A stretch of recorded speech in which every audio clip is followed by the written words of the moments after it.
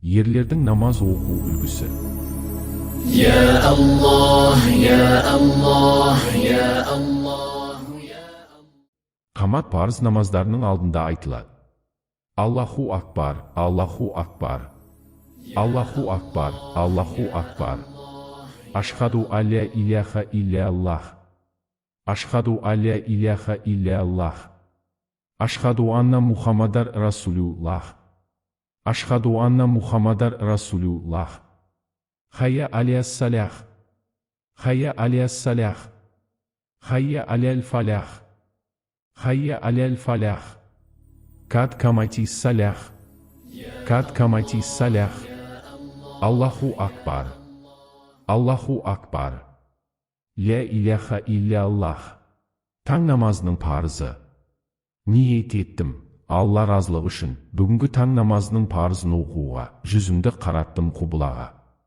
Ниет шын жүректен айтылуы тиіс. Ниеттің тек тілмен ғана айтылып, жүрекпен бекітілмесе, намаз қабыл болмайды. Аллаху әкбар деп ифтитах тәкбір алынады. Ифтитах тәкбірін алып, Аллаға құлшылық ету кезінде ештеңе адамның ойын бөлмеу керек. Ер адамдар тәкбір алғанда қолдарының іші құбылаға қарап, саусақтары жай ғана ашық қалпында, және бас бармағы құлағының жұмсақ ұшының артқы тұсына келетіндей түрде қолдарын жоғары көтереді. Тәкбір алғаннан кейін қол байлайды. Түрегеліп тұрғанда сәжде жасайтын жерге қарап тұрады. Оң қолының алақанын сол қолының үстіне қойып, оң қолының бас бармағын кішкене саусақтарымен білегін қысып ұстайды. Қолдарын кіндіктің астына ұстап, Субхан ака дұғасын айтады. Субханака Аллах умма уа бихамдика уа табарака смука уа тағала жадука уа ла иляха ғайрук. Мағынасы, я Алла. Сен кемшілік сипаттардан пәк және ұзақсың. Сен әр уақыт мақтауға лайықсың. Сенің атың мүбарак. Сипатың өте жоғары. Мақтауға лайық. Сенен өзге тәңір жоқ. Содан кейін, әғузу биллахи мина шайтанир ражим. Бисмиллахир рахманир рахим айтылады. Мағынасы, лағнеті шайтанның азғыруынан бір өзіңе сыйынамын. Содан кейін, Құрандағы Фатиха сүресі оқылады. Әлхамду лиллахи раббил аламин, әр рахманир рахим, мәлики яумиддин, ияка нағбуду ва ияка настаин, ихтина сиратал мустақим. Сиратал ләзіне әнғамта алейхим, ғайрил мағдуби алейхим вәлә дааллин. Амин. Мағынасы, барлық мақтау бүкіл әлемдердің Раббы, Рахман, Рахим және қиямет күнінің иесі Аллаға тән. Тек саған ғана құлшылық қыламыз, әрі сенен ғана жәрдем тілейміз. Бізді тура жолға сала көр. Нығметке бөлендіргендеріңнің жолына. Ашуға ұшырағандардың және адасқандардың жолына емес. Фатиха сүресінен кейін қосымша тағы қысқа бір сүре оқылады. Қысқа сүрелер әр бірінші және екінші рәкатта қайталанып тұрады. Кәусар сүресі, инна әғтайнакәл кәусар, фасали лираббика уәнхар, инна шәнияка хуәл әбтәр. Мағынасы, я, Мұхаммед, біз саған кәусарды бердік. Сондықтан Раббың үшін намаз оқы, құрбан шал. Расында ұрпақсыз қалған, сені жамандаған дұшпанның өзі. Аллаху әкбар деп рукуға барады. Рукуғда үш рет Субхана Рабиял Азим мағынасы. Аса үлкен Раббым күллі кемшілік атаулыдан пәк деп айтады. Рукуғда сәжде жасайтын жерге қарайды. Ерлер рукуғда саусақтарын ашық ұстап қолдарын тізелерінің үстіне қойып, арқасын түп түзу тегіс ұстайды. Тізелері мен шынтақтары да түзу болу керек. Сәми Аллаху лиман хамидах. Мағынасы. Аллах өзін мадақтаған жанның мадағын естиді деп айтып, рукуғдан тұрады.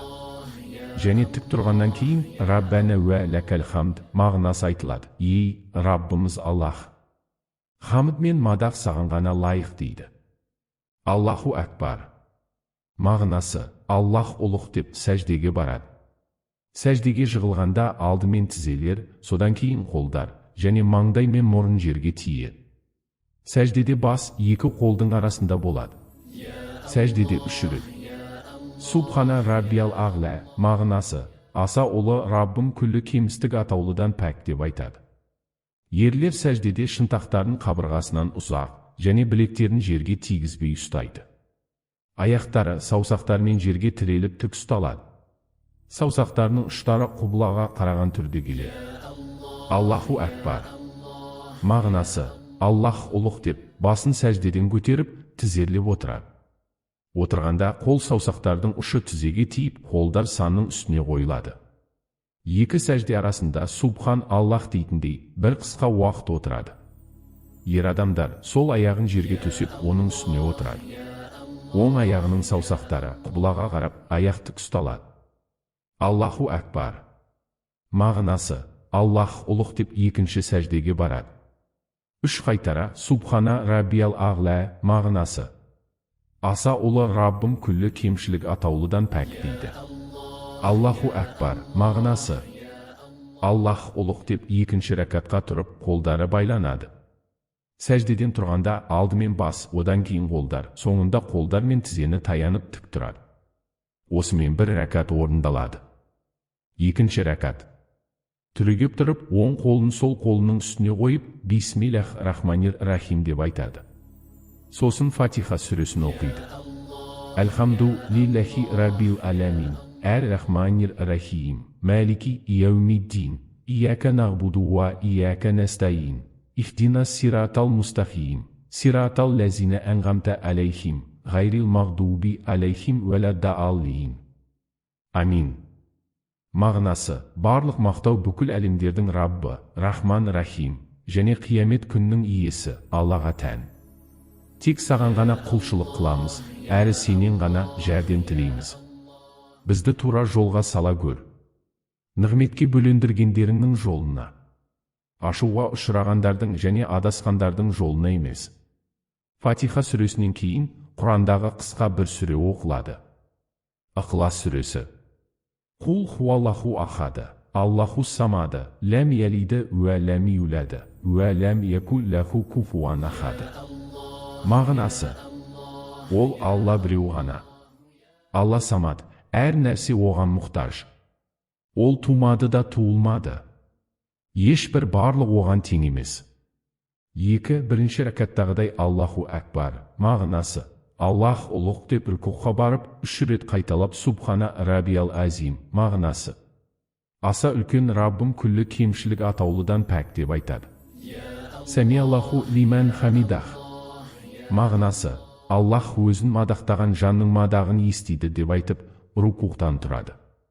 Және тік тұрғаннан кейін Раббана уә ләкәл хамд айтылады. Мағынасы: ей Раббымыз Аллах, хамды мына мадақ саған ғана лайық дейді.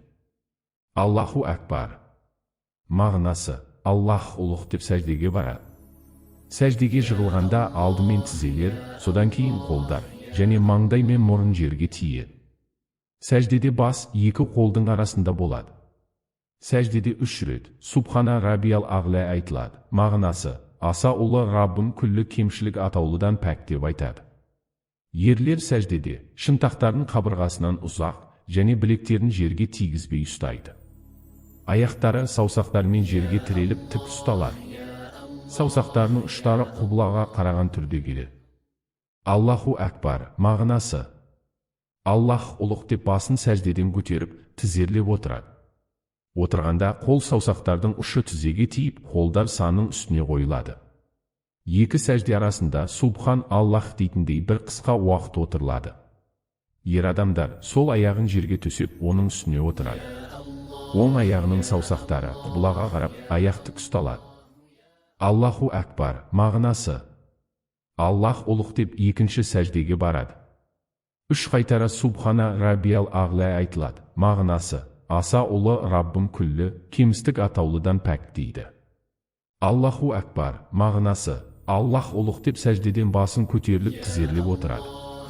Отырғанда саусақтарының ұшы тізеге тиіп, қолдары санның үстіне қойылады. Отырғанда әт-тәхият дұғасын айтады. Әт-тәхияту лиллахи уа салавату уа тайбат. Әссәләму алейка айюха набию ва рахматуллахи ва баракатух. Әссәләму алейна ва аля ибадиллахи салихин. Әшхаду әллә илаха иллаллах ва әшхаду әнна Мухаммадан абдуху ва расулух. Мағынасы: тілмен, денемен және мал-мүлікпен орындалатын ғибадаттардың бәрі Аллаға ғана тән.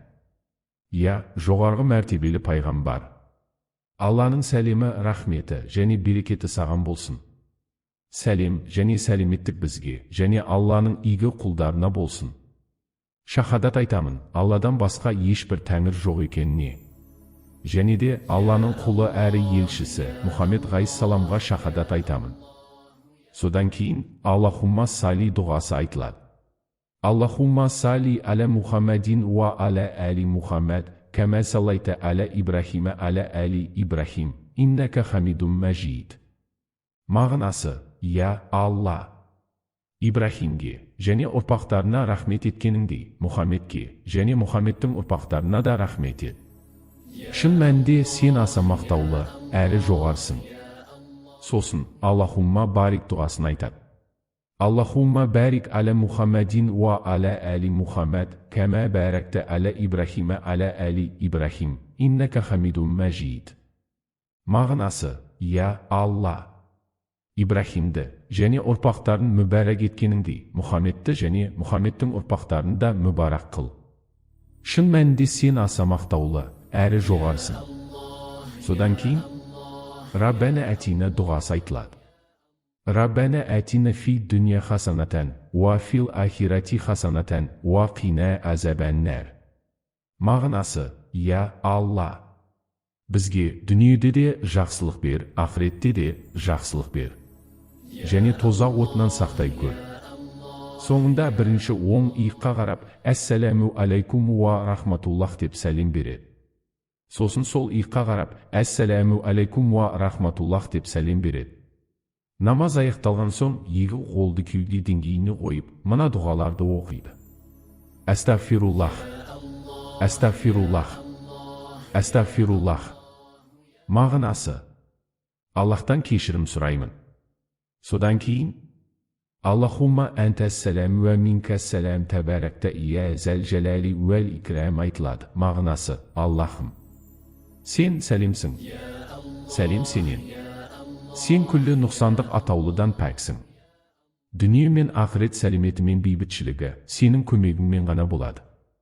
Нағыз қасиетті сенсің, құдірет пен жомарт иесі Раббым.